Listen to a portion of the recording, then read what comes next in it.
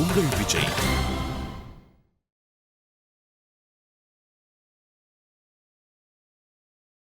உங்கள் அனைவருக்கும் இனிய காலை வணக்கம்.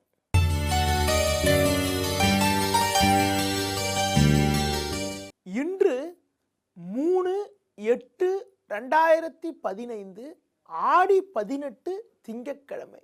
திருத்திகை திதியானது பகல் 10:42 வரை, பின்பு சதுர்த்தி. சதய நட்சத்திரமானது காலை 7:03 வரை, பின்பு புரட்டாதி நட்சத்திரம். சித்தயோகமானது காலை 7:03 வரை, பின்பு மரண யோகம்.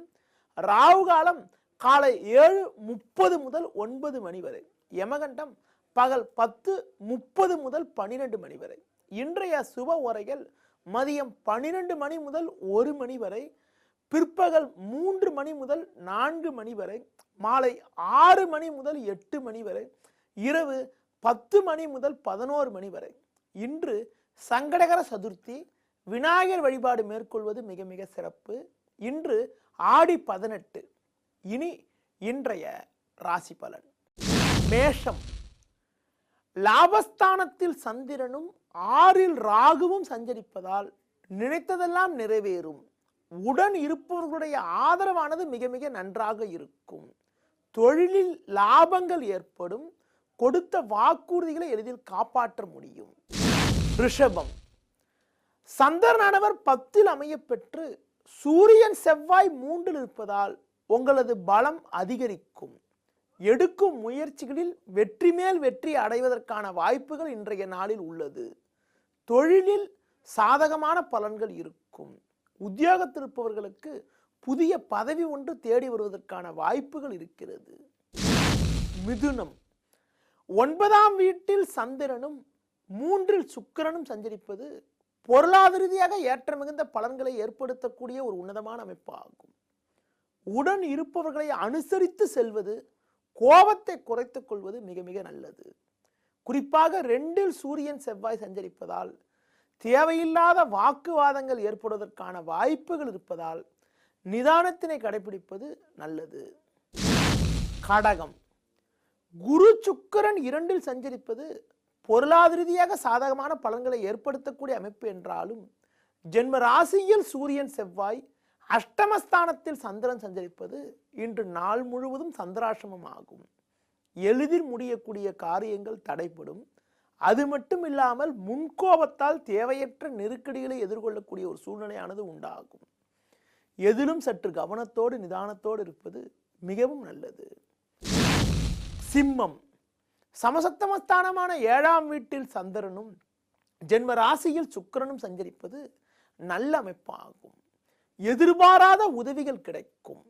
பெரிய மனிதர்களுடைய ஆதரவு கூட தக்க சமயத்தில் கிடைத்து பொருளாதார ரீதியாக ஏற்ற மிகுந்த பலன்களை அடைவீர்கள்.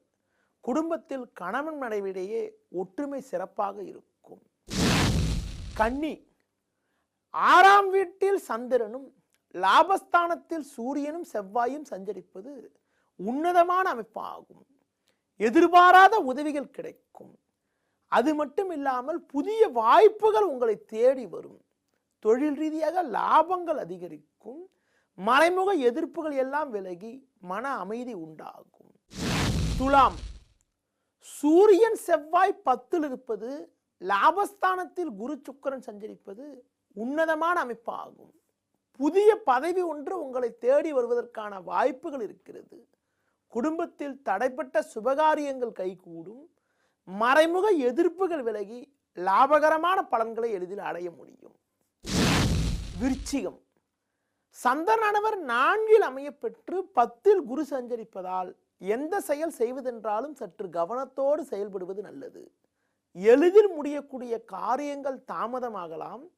அது மட்டும் இல்லாமல் பொருளாதார ரீதியாக நெருக்கடிகள் இருக்கும் என்பதனால் கொடுக்கல் வாங்கல் விஷயத்தில் சற்று கவனத்தோடு இருப்பது, முன்கோபத்தை குறைத்துக் கொள்வது மிகவும் நல்லது. தனுசு. சந்திரனானவர் 3ல் அமைய பெற்று பாக்யஸ்தானத்தில் குருவும் சுக்கிரனும் இணைந்திருப்பது பொருளாதார ரீதியாக ஏற்ற மிகுந்த பலன்களை ஏற்படுத்தக்கூடிய அமைப்பாகும். எடுக்கும் முயற்சிகளில் சாதகமான பலன்கள் இருக்கும். எதிலும் தெம்போடு செயல்படுவீர்கள். உடன் இருப்பவர்களுடைய ஆதரவு கூட மிக மிக நன்றாக இருக்கும். மகரம்.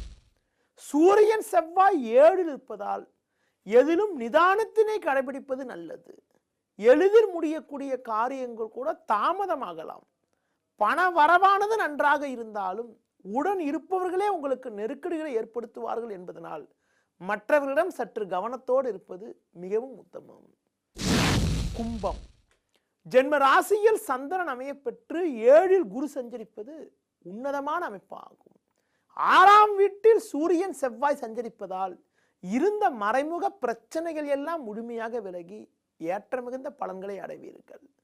தொழிலில் வேலையாட்களுடைய ஒத்துழைப்பானது மிக மிக நன்றாக இருக்கும். இருந்த பிரச்சனைகள் விலகி மன அமைதி ஏற்படும். மீனம். சந்திரனானவர் 12ஆம் வீட்டில் அமைய பெற்று 5 சூரியன் செவ்வாய் அமைய பெற்றிருப்பதால் எதிலும் சற்று கவனத்தோடு இருப்பது மிக மிக நல்லது. எதிர்பார்த்த உதவிகள் கிடைக்காது. சிலருக்கு ஆரோக்கிய ரீதியாக பாதிப்புகள் ஏற்படலாம் என்பதனால் உணவு விஷயத்தில் சற்று கவனத்தோடு இருப்பது, முன்கோபத்தை குறைத்துக் கொள்வது, புதிய முயற்சிகளை தள்ளி வைப்பது மிக மிக நல்லது. இனி ஜோதிட தகவல்.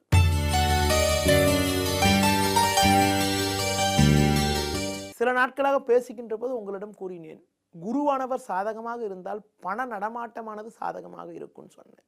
அதுபோல பார்த்தீங்கன்றால் சனியானவர் பலமா இருந்தா வேலைக்காரங்களுடைய ஒத்துழைப்பு கூட நன்றாக இருக்கும்னு சொன்னேன். ஒருத்தருடைய ஜாதகத்துல ஒரு வியாபாரம் தொழில் செய்யறது என்றால் அன்றாட செயல்களில் கவனமா செயல்படுறது, சில முக்கிய முடிவுகள் எடுப்பதற்கு சில கிரகங்களுடைய முக்கியத்துவம் மிக மிக அவசியமாகும். பொதுவா நவகிரகங்கள்ல புதனானவர் ஒரு சிறப்பான கிரகம் ஆகும்.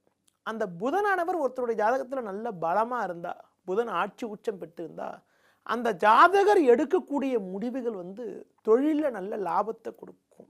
இந்த செயல் செய்தால் அந்த தொழில் லாபம் கொடுக்கும், இந்த செயல் மூலமாக நிறைய வெற்றிகள் அடையும் என்பதனை திறம்பட செயல்படுத்தக்கூடிய ஒரு ஆற்றலை கொடுக்கும்.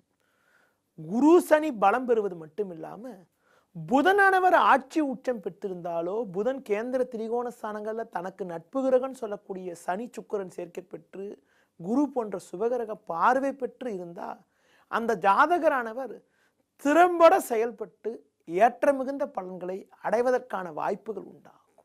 தொழிலில் வெற்றி அடைய சில கிரக அமைப்புகளை பற்றி கூறினேன். வருகின்ற நாட்களில் தெள்ள தெளிவாக மேலும் சில விளக்கங்களை கூற உள்ளேன். தொடர்ந்து நிகழ்ச்சியை பாருங்கள். மீண்டும் நாளை காலை சந்திக்கிறேன். நன்றி, வணக்கம்.